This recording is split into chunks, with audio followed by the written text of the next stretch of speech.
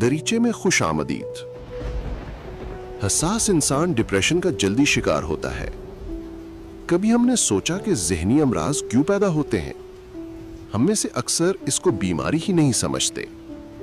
हमारे नज़दीक बीमारी वही है जो नज़र आ जाए, जबकि ज़हनी अजियत और नफ्सियाती तकलीफ नज़र नहीं आती।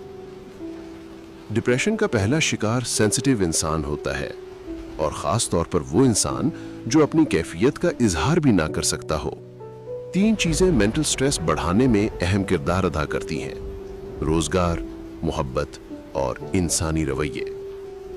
अगर देखा जाए तो सबसे अहम इंसानी रवैये हैं।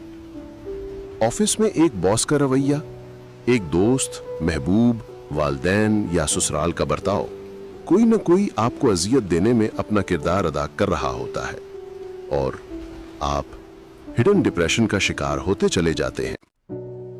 यहां पर एक उमूमी रवैया यह भी है कि कोई डिप्रेशन का शिकार है तो उसे नफ्सियाती मरीज समझ लिया जाता है, इसलिए लोग अपना ज़हनी दबाव किसी से बांटते नहीं और अंदर ही अंदर जंग लड़ते रहते हैं। अगर हम अपने रवैये ही बेहतर कर लें तो किसी मरहम की जरूरत ना रहे। किसी के जज्बात, एहसासात और खिदमात की कदर ही जान लें तो उसे ज़हनी दबाव का शिकार होने से बचाया जा सकता है।